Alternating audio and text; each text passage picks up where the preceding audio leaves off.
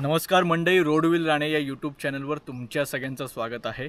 Raigad series नंतर आता बहुप्रतीक्षित सिरीज जी होती ती या प्रतापगडची सिरीज होती, जिथे शिवप्रताप घडला। तुम्हाला माहिती असेल, अफजल खानाचा वध महाराजांनी याच प्रतापगडावर केला।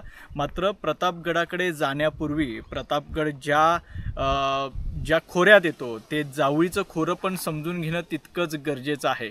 आता जावळीचं खोरं म्हणजे जवळपास रायगडाच्या अलीकडच्या बाजूकडून पाटणपर्यंत, म्हणजे साताराच्या अलीकडे, तर या सगळ्या मोठ्या विभागामध्ये पसरलेलं हे जावळीचं खोरं। त्यामुळे तुम्ही कुठूनही सुरुवात केली तरी तुम्ही टेक्निकली जावळीच्या खोऱ्यातच असता। तर आत्ता आपण महामार्गावर आहोत, जो महाबळेश्वरवरून, हे बघा, महाबळेश्वरवरून हा असा रस्ता येतो जो या ठिकाणाहून पोलादपूरला जातो आणि मध्येच वाटेवर आपल्याला प्रतापगड सुद्धा लागतो। तर या वाटेवर असताना आपल्याला ही बघा, ही एक डावीकडची वाट खाली जाते। ही वाट कुठे जात असेल तर ती रडतोंडीचा घाट, जो त्या काळचा प्रचलित मार्ग होता। आजही अनेक ट्रेकर्स या वाटेचा उपयोग करतात आणि इथूनच आपला ट्रेक सुरू करतात आणि मग इथून पुढे पारगावातून मग वरती प्रतापगड, अशा पद्धतीने तो साधारण छोटेखानी ट्रेक असतो। तर आता तो रडतोंडीचा घाट, त्याचा काही छोटासा भाग पाहणार आहोत। आणि जावळीचं खोरं म्हणजे नेमकं काय, जावळीचे मोरे, मग त्यांचा नेमका इतिहास काय, त्यांच्या किती पिढ्या या ठिकाणी त्या सगळ्या मंडळींनी राज्य केलं, त्यानंतर छत्रपती शिवाजी महाराजांनी हे जे संस्थान होतं ते खालसा का केलं किंवा ते कसं केलं, या सगळ्या गोष्टी आपल्याला पाहायच्या आहेत। कारण जावळीचं खोरं समजून घेतल्याशिवाय प्रतापगड समजणार नाही। कारण जावळीचं खोरं जिंकून घेतल्यानंतर तिकडच्या भोरप्या डोंगरावर छत्रपती शिवाजी महाराजांनी प्रतापगड बांधून घेतला। त्यामुळे प्रतापगड पाहण्यापूर्वी, तिकडचं स्थळ दर्शन करण्यापूर्वी जावळीचं खोरं समजून घेणं तितकंच गरजेचं आहे। आता आपण हा रडतोंडीचा घाट उतरायला सुरुवात करूया। अर्ध्या वाटेवर आपल्याला प्रतापगड दिसायला सुरुवात होईल, तिकडून हे जावळीचं खोरं समजून घेऊया। त्यानंतर आपला पुढचा प्रवास सुरू होईल, तो प्रतापगडचं स्थळ दर्शन करण्याकडे, आणि त्यानंतर आपण विस्तारानं जाणून घेणार आहोत अफजल खानाचा वध। चला तर आजचा ट्रेक सुरू करूया।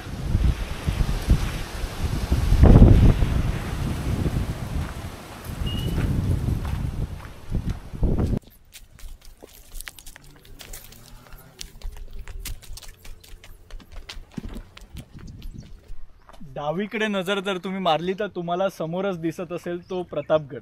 आता आपण काही अंतर आणखी खाली उतरूया आणि त्यानंतर विस्तारानं आपण हे जावळीचं खोरं समजून घेऊया। चला।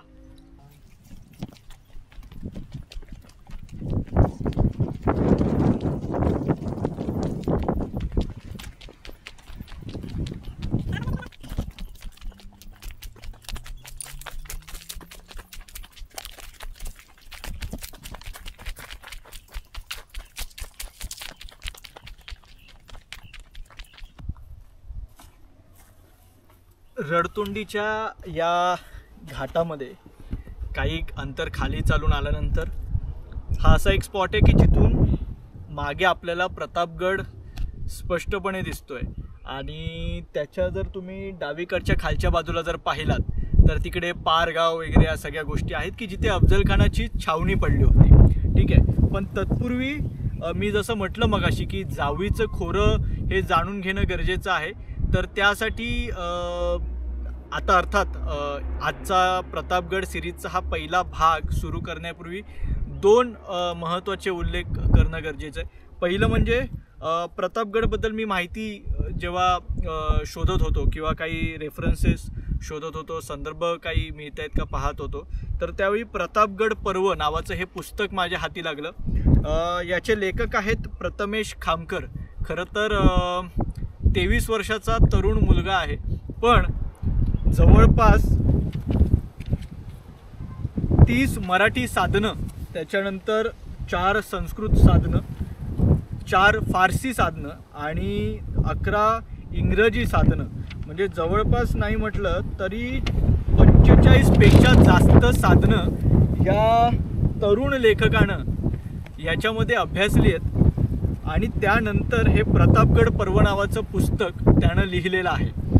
तर याच्यामध्ये म्हणजे मी जावळीबद्दल बरीचशी माहिती काढलेली होती, पण जेव्हा प्रतापगड पर्व माझ्या हातात आलं त्यानंतर जेव्हा मी जावळीची ही थोडी विश्लेषण केलेली सगळी माहिती वाचली, तेव्हा मला असं वाटलं की आपण या पुस्तकाचा थेट रेफरन्स देऊन ही माहिती आपण तुमच्यासमोर सांगायला हवी. आता जावळीकर मोऱ्यांचा इतिहास कुठून सुरू होतो, तर आता याच्यामध्ये पहिलं म्हणजे मला आवडेल की जावळीचं जो उल्लेख आलेला आहे, म्हणजे शिवभारतात जो उल्लेख आलेला आहे, तर तो प्रथमेशनं या पुस्तकामध्ये दिलेला आहे.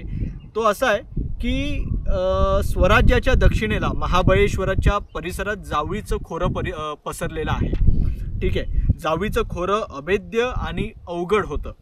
पर्वताच्या मध्यभागी असलेली गुहेप्रमाणे खोल, सिंह, वाघ, रानडुकरे, अस्वल, तरस यांनी आश्रय केलेली, इंद्रनील मण्याप्रमाणे काळीकुट्ट झाडी असलेली, अंधकार रूपी सागरात उत्पन्न झालेली, जणू या दीर्घ विशालता जणू पाताल भूमीच, सूर्याची किरण जिथे तळाशी स्पर्श करू शकत नाहीत, अशा दाट झाडीनं झाकली गेलेली, गर्द छायेनं व्यापलेली, असं तत्कालीन जावळीचं शिवभारतात केलेलं वर्णन आहे.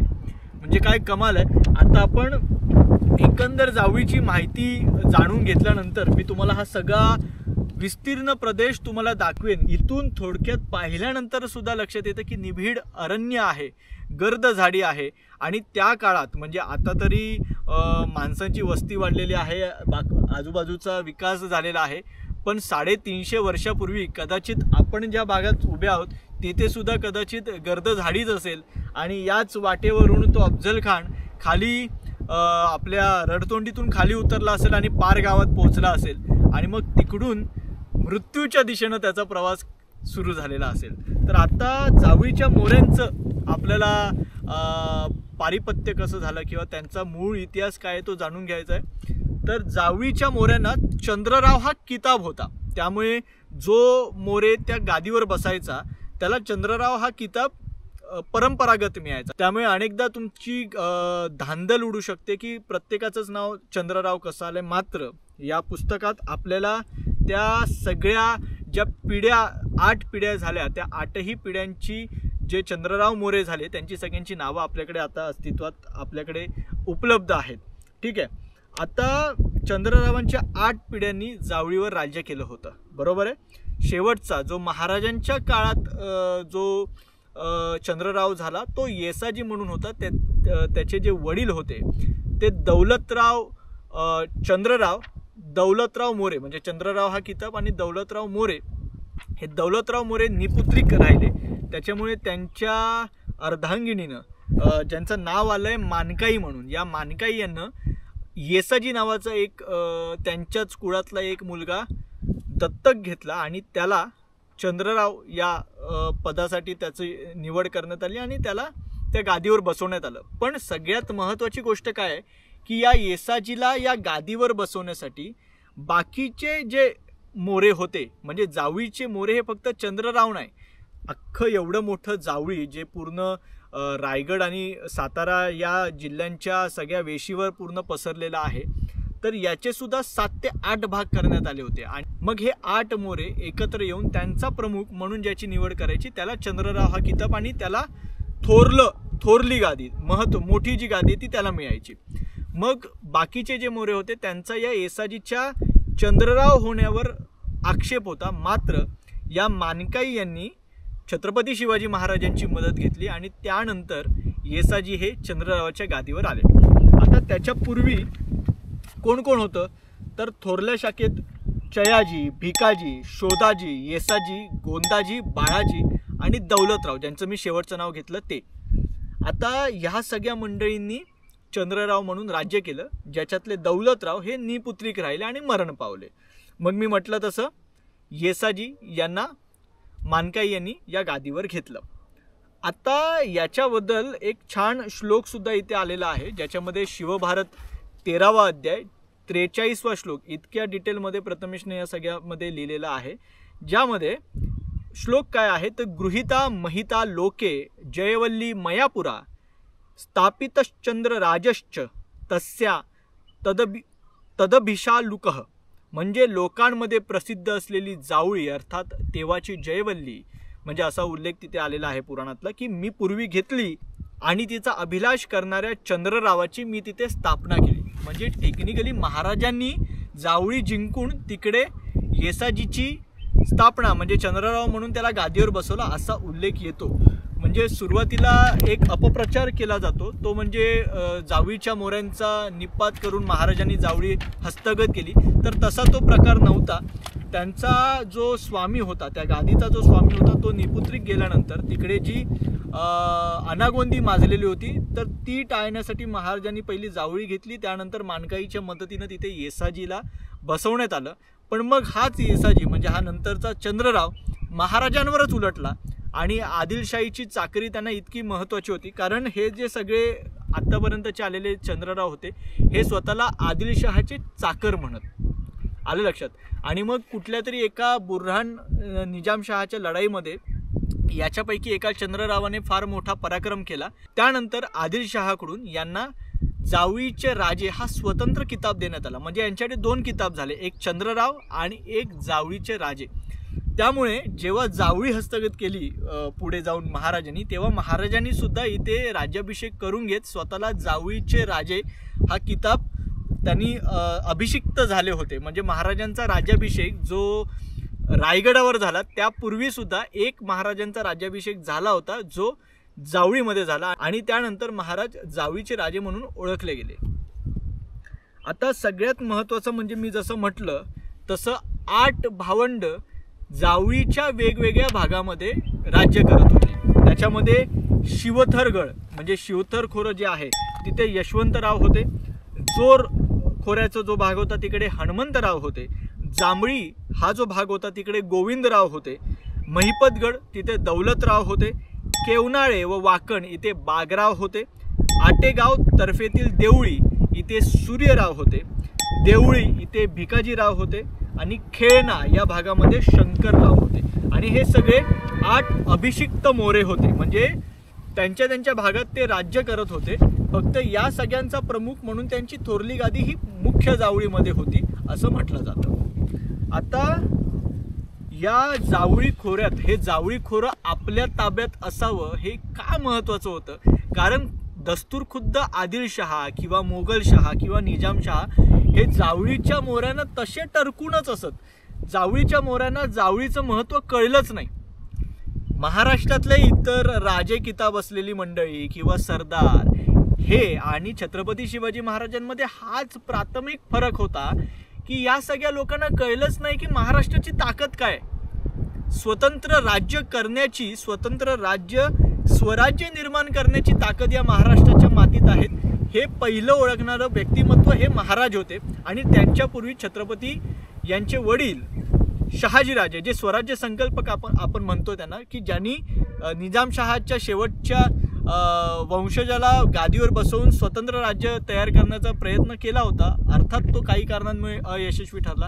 तर छत्रपती त्यातही भोसले घराण्याला हे पहिल्यांदा उमगलं की महाराष्ट्रामध्ये स्वतंत्र राज्य स्वराज्य जे जनतेचं असेल ते निर्माण करता येऊ शकतं।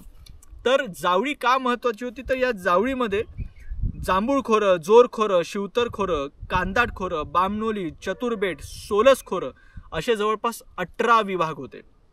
त्यानंतर याच्यामध्ये घाट किती होते, तर पारघाट, कोंडनई घाट, रडतोंडी घाट, ढवळ्या घाट, हातलोटचा घाट, सापळा खिंड, कावळ्या बावळ्या, अन्नछत्राची नाळ, बोराट्याची नाळ, वरंद घाट, आंबेनळी घाट असे जवळपास लहान छोटे 60 ते 62 घाट होते। या घाटवाटांच्या जोरावर छत्रपती शिवाजी महाराजांनी गनिमी कावा करत स्वराज्य उभं केलं होतं, आणि हे जवळपास 60 ते 62 घाट ज्या जावळीच्या अखत्यारीत होते त्या जावळीच्या मोऱ्यांना याचं महत्त्व लक्षात आलं नाही। त्याच्यानंतर रायगड, लिंगाणा, चंद्रगड, खेळणा, कांगोरी, कावळ्या, मकरंदगड, सोनगड, चांभारगड, महिपतगड, प्रतापगड, अर्थात नंतर भोरप्या डोंगरावर जो प्रतापगड निर्माण झाला आणि रायरीच्या डोंगरावर जो रायगड निर्माण झाला, त्यानंतर रसाळगड, सुमारगड, वासोटा हे सगळे किल्ले सुद्धा जावळीकरांच्या अखत्यारीत येत होते। पण इतकं असूनही जावळीकरांना त्याचं महत्त्व लक्षात नाही आलं। त्यांना आपण आदिलशहाचे चाकर आहोत, आपल्याला जावळीचे राजे हा किताब आहे तितक्यातच ते समाधानी होते। आता जावळीचं खोरं म्हणजे जावळीचा नकाशा साधारण इकडे देण्यात आलेला आहे, तो जवळपास रायगडच्या अलीकडे, म्हणजे रायगडपासून तो इकडे तापोळ्यात रसाळगडाच्या खाली म्हणजे पाटणच्या अलीकडे जो हे येते, म्हणजे असं म्हटलं जातं की वशिष्ठी नदीपासून अंबा नदीपर्यंत जो सगळा भाग आहे तो जावळीच्या खोऱ्यामध्ये येत होता. म्हणजे एका बाजूला तुमचा पुणे जिल्हा लागतो, एका बाजूला तुमचा या बाजूला साताऱ्याचा तो भाग लागतो. म्हणजे इथे जर पाहाल तर कांगोरीच्या बाजूला चंद्रगड किंवा कमळगडच्या बाजूला रायरेश्वर किंवा केंजळगड जे येतात ते त्या भागात येतात, ते जावळीचा भाग नाही. पण केंजळगडच्या या बाजूला जो सगळा भाग आहे तो सगळा जावळीच्या खोऱ्यामध्ये येतो. आता जावळीचे मोरे म्हणजे मी मगाशी सगळ्यात सुरुवातीला जसं सांगितलं की जावळीच्या मोऱ्यांचा जो चंद्रराव गादीवर बसला येसाजी, हा अचानक फिरला, महाराजांच्या विरोधात सगळी कारवाई करायला लागला. आणि महाराजांना असं वाटलं होतं की आपल्या मदतीनं जर जावळीच्या या काय म्हणता येईल की जावळीच्या या गादीवर हा येसाजी बसलाय तर भविष्यात स्वराज्याची जी काही निर्मिती आपल्याला करायची त्या कार्यामध्ये हा येसाजी आपल्याला मदत करेल. दुर्दैवानं तसं झालं नाही. बरं, त्या सगळ्या काळामध्ये जावळीचं सगळं राज्य पाहत असताना हा येसाजी आपल्या स्वराज्यातील काही लोकांना मुद्दामून त्रास देण्याचा प्रयत्न करत होता. म्हणजे याची जमीन बळका किंवा याचा हा महसुली जो अधिकार आहे तोच काढून घे, या सगळ्या गोष्टी करत होता. या सगळ्या तक्रारी महाराजांच्या कानावर आल्या आणि मग महाराजांनी ठरवले की आता जावळी हस्तगत करायलाच पाहिजे. बरं, जावळी हस्तगत करायची तर याच्या मागे मी तुम्हाला सांगितलं की बऱ्याच गोष्टी होत्या. एवढ्या घाटवाटा होत्या, त्याच्यानंतर एवढं किल्ले त्याच्यामध्ये होते किंवा एवढी खोरी त्याच्यामध्ये होते. पण सगळ्यात जास्त महत्त्वाचं मोठं कारण काय होतं माहिती आहे? घाटातून कोकणात उतरण्याच्या ज्या सगळ्या प्रमुख वाटा होत्या त्या जावळीतच होत्या. त्याच्यामुळे एकदा जावळी जिंकली म्हणजे घाटातून कोकणात उतरता येईल आणि कोकणात उतरणारा माल पुन्हा घाटावर चढवता येईल. या दृष्टिकोनातून मधला जो व्यापारी मार्ग आहे तोच आपल्या अखेतारीत आला तर तिकडचा सगळा आपल्याला जो काही टॅक्स भरावा लागतोय तो द्यावा लागणार नाही. या उलट आपलं जर तिकडे राज्य असेल तर तो सगळा कर आपल्याला मिळवता येईल. आणि स्वराज्याच्या सुरक्षेच्या दृष्टिकोनातून म्हणजे तोपर्यंत सगळं राज्य हे राजगड आणि त्या भागामध्ये होतं ना, मग ते सुरक्षित ठिकाणी म्हणजे घाटापासून खाली आलं तर आपल्याला कोणाचाही म्हणजे मोगल असतील किंवा या बाजूला आदिलशाह असेल किंवा कुतुबशाहचा तर कधी संबंधच नाही आला, त्याने तसं धाडसच केलं नाही महाराजांवर हल्ला करायचं. पण आदिलशाह आणि मोगलशाह यांच्या पासून सुरक्षित अंतर राखण्याच्या दृष्टिकोनातून कोकणात येणं जास्त गरजेचं होतं. त्यामुळे मग भविष्यात रायरी महाराजांना दिसल्यानंतर महाराजांनी रायगड ही राजधानी तिकडे वसवली. आता हा चंद्रराव ऐकेनासा झाला, त्याचे अन्याय अत्याचाराची प्रकरणं वाढायला लागले. असं कळल्यानंतर महाराजांनी याला खरमरीत पत्र पाठवलं. आता काही ठिकाणी येसाजीचं नाव कृष्णाजी बाजी अशा पद्धतीनं सुद्धा पाहायला मिळतं. मात्र त्याबद्दल पण म्हणजे पुस्तकात पण त्याचा उल्लेख आहे की काही ठिकाणी दुसरं नाव आहे, काही ठिकाणी येसाजी म्हणून आहे. कारण पत्र ज्या पद्धतीनं काही मिळालेली आहेत तर त्याच्यामध्ये दोन तीन नावांची त्यांचे असे उल्लेख आलेले आहेत. कारण आता प्रत्येक चंद्रराव किताब घेऊन आल्यामुळे त्या नावांची गफलत काही ठिकाणी आपल्याला पाहायला मिळते. तर या चंद्ररावाला येसाजी किंवा कृष्णाजी बाजी मोरे याला महाराजांनी खरमरीत पत्र पाठवलं.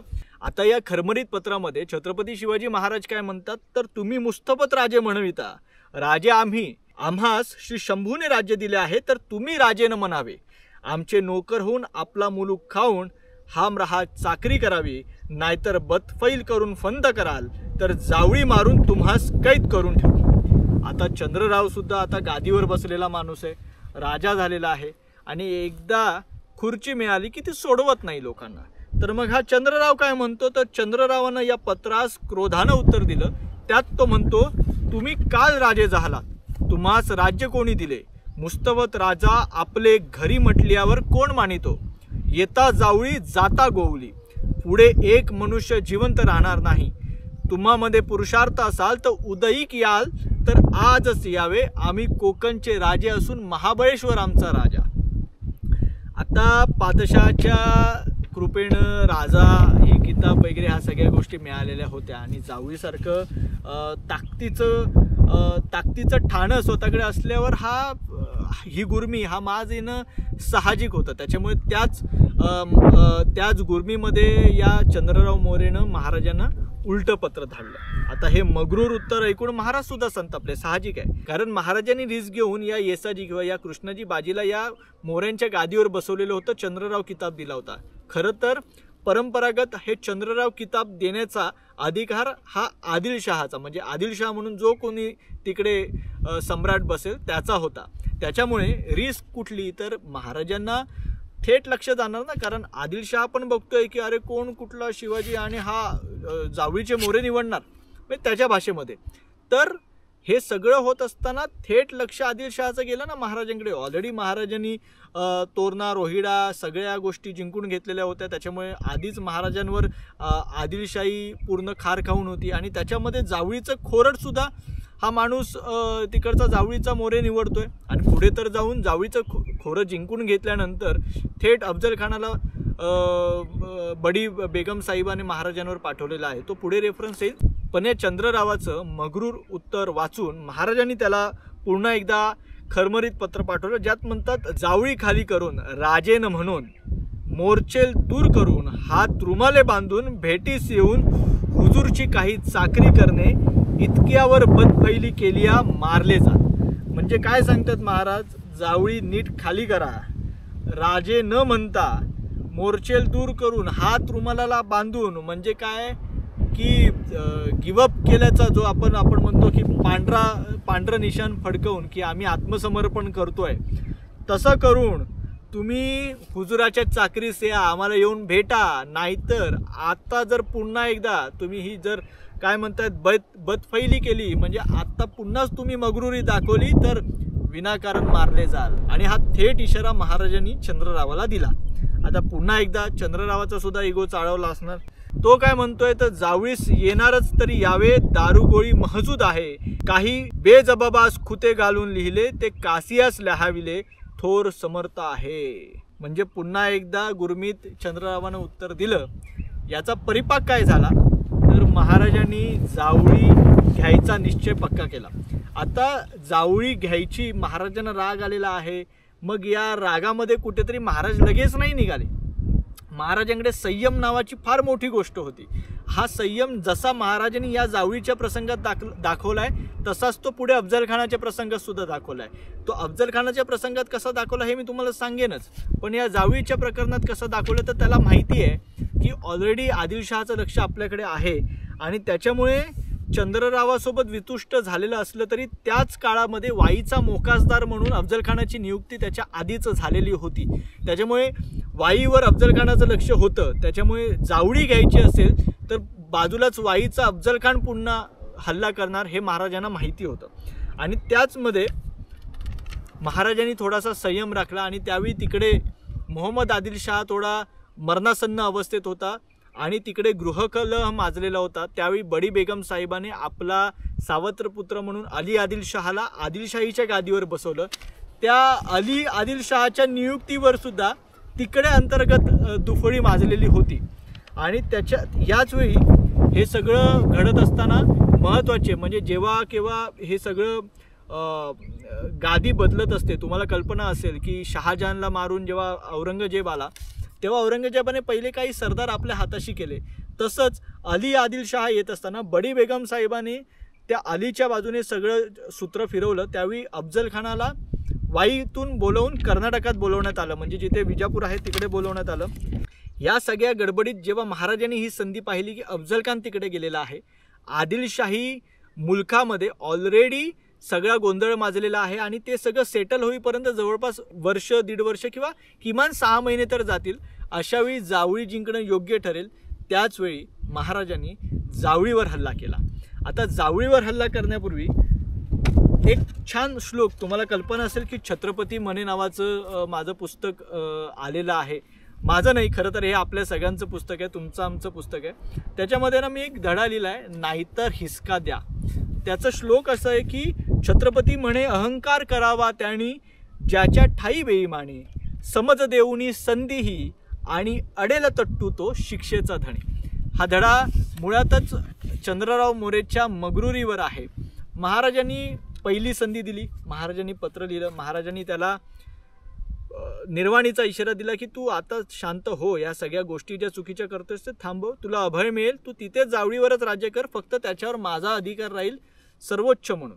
जसं तू आजपर्यंत आदिलशहाला चाकर म्हणून काम करत होतास त्या पद्धतीने चाकर नाही, बरोबरीनं काम करू, पण तू ज्या काही चुकीच्या गोष्टी चालवल्यात त्या पहिल्या थांबव.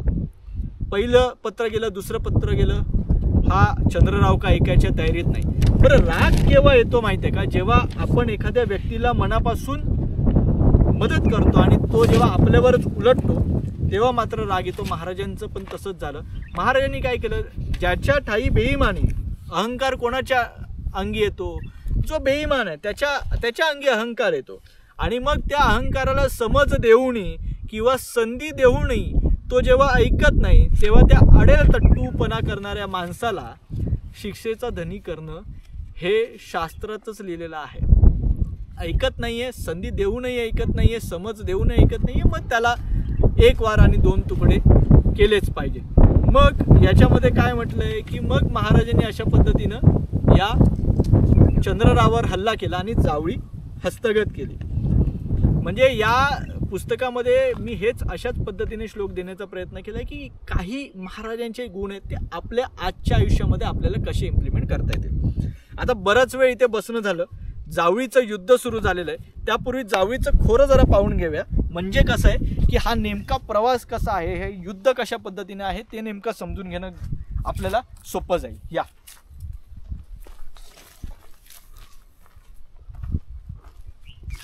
मगाशी म्हटलं तसं समोर तुम्हाला प्रतापगड दिसतोय आणि हा सगळा प्रदेश जो दिसतोय हे सगळं जावळीचं खोरंच आहे. रडतोंडीचा घाट हा इथून, हा बघा, हा असा इथून खाली उतरतोय. या बाजूला साधारण तिकडे पारगाव आहे आणि पारगावातून उजव्या बाजूला वर गेल्यानंतर तिकडे जे जननीचं टेंब दिसतंय त्या जननीच्या टेंबावर शामियाना उभारलेला होता अफजल खानासाठीचा महाराजांनी. ठीक आहे, आता आपण तिकडे जाणारच आहोत. पुन्हा जावळीच्या मोऱ्यांकडे येऊया. आता महाराजांनी काय केलं तर एकाच वेळी 2 पद्धतीने चाली खेळल्या. महाराजांनी पहिलं आपले जे सबनीस आहेत रघुनाथ बल्लाळ किंवा राघव बल्लाळ, म्हणजे शिवदिग्विजय बखर असेल किंवा सभासद बखर असेल, याच्यामध्ये हा उल्लेख आलेला आहे की राघव बल्लाळ याला चंद्ररावाकडे पाठवून त्यावेळी लग्नाची सोयरीक याला शरीर संबंध असे शब्द संदर्भांमध्ये येतात. तर लग्नाची बोलणी लावण्यासाठी याला चंद्ररावाकडे पाठवलं आणि तिकडेच चंद्ररावावर हल्ला चढवण्याचं नियोजन करण्यात आलं असा एक उल्लेख आपल्याला या सगळ्या बखरींमध्ये सापडतो. त्याच्यानंतर महाराजांची एक तुकडी रडतोंडीच्या घाटात आणली गेली आणि तिकडे चंद्ररावापर्यंत हा संदेश पोहोचवण्यात आला की मराठ्यांचं जे सैन्य आहे ते रडतोंडीच्या घाटाकडे आलेलं आहे. त्याच्यामुळे चंद्ररावाची जी मुख्य सेना किंवा त्याचं जे मुख्य सैन्य होतं ते रडतोंडीच्या घाटाकडे आलं. तोपर्यंत महाराजांनी काय केलं, महाराज निसनीच्या घाटातून खाली उतरले आणि महाराजांनी थेट जावळीवर हल्ला चढवला आणि तोपर्यंत मागच्या बाजूने जी तुकडी रडतोंडीच्या घाटातून गेली होती त्यांनी मोऱ्यांच्या सैन्यावर हल्ला केला आणि त्यांची दानादान उडवली. हे मुख्य सैन्य पुन्हा जावळीमध्ये गेलं. महाराजांचं सैन्य तिथे पोहोचलेलंच होतं. तोपर्यंत राघव बल्लाळानं त्याचं काम केलेलं होतं. अखेर 15 जानेवारी 1656 रोजी महाराजांनी जावळी हस्तगत केली आणि या धामधुमीत हा येसाजी म्हणजे तेव्हाचा हा चंद्रराव पळून रायरीवर गेला.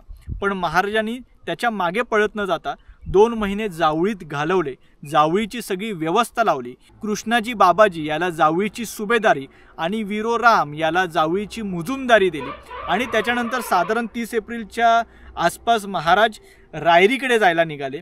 रायरीला जवळपास ते 6 एप्रिलला पोहोचले आणि त्यानंतर जवळपास महिनाभर या येसाजीनं हा रायरीसुद्धा तिकडून झुंजवला. मात्र 1 महिन्यानंतर शिडीमकरांनी मध्यस्थी केली आणि हा येसाजी रायरीच्या खाली उतरला. रायरीवर सुद्धा स्वराज्याचा झेंडा फडकला.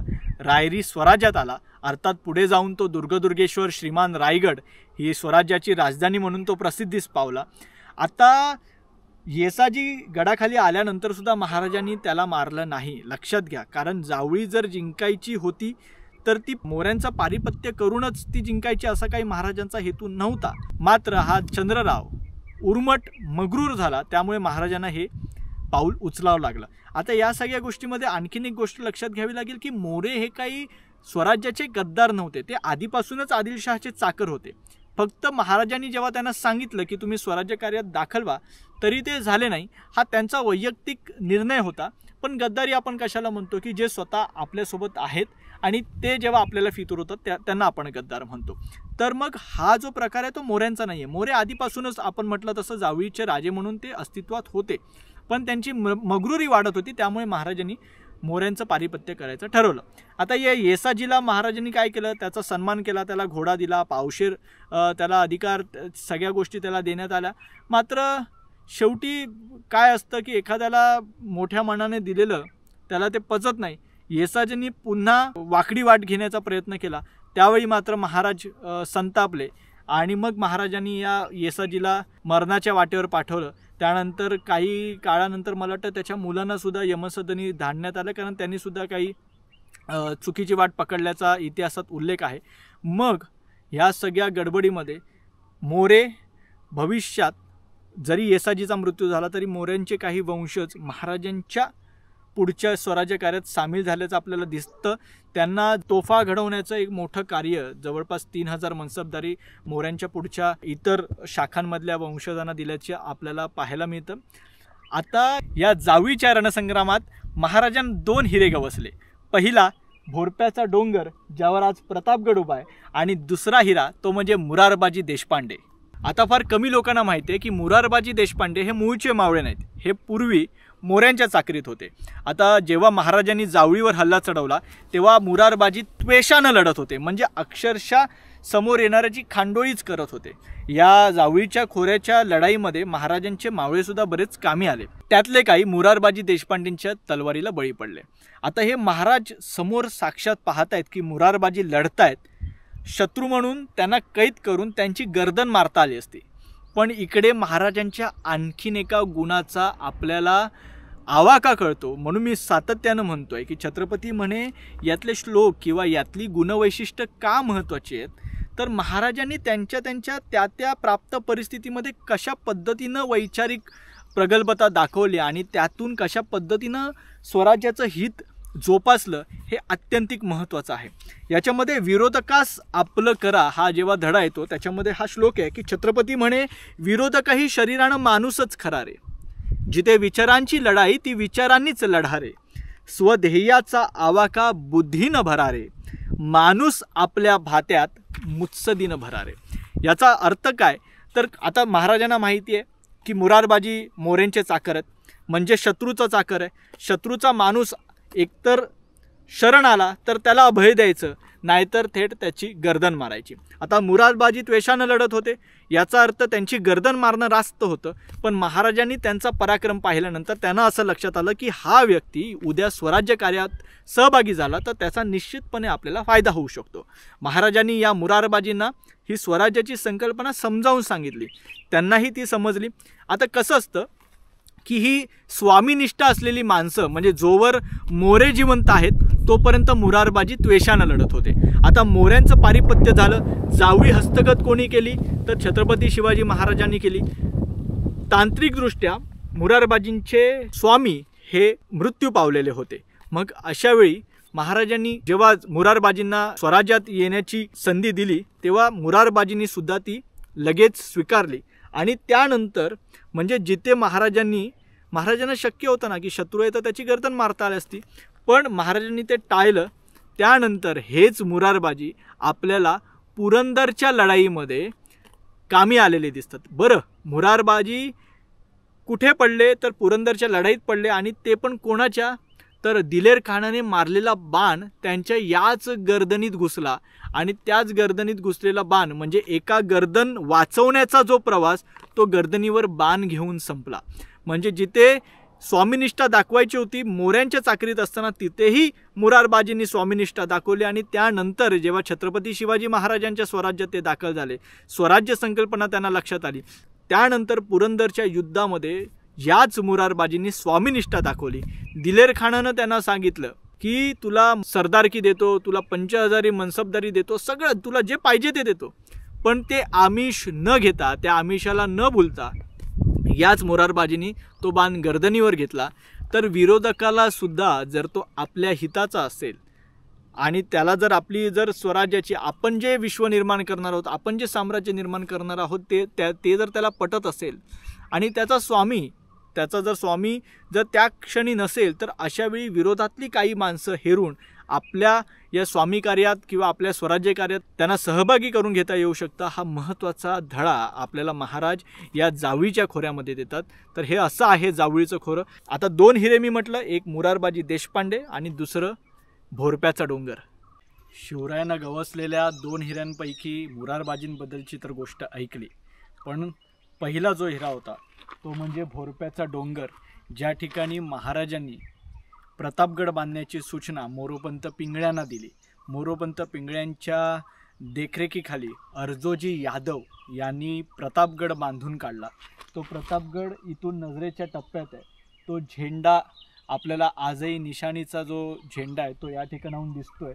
त्याच्या थोडंसं नजर पलीकडे नेली की महाराष्ट्राची कुलस्वामिनी आई तुळजाभवानी, तिचं मंदिर जे प्रतापगडावर महाराजांनी बांधून घेतलं, जेणेकरून कधीही स्वराज्य कार्याच्या या धामधुमीत तुळजापूरला जाता नाही आलं तर किमान प्रतापगडाच्या या तुळजाभवानीला दंडवत घालता येईल या दृष्टिकोनातून हे मंदिर बांधण्यात आलं.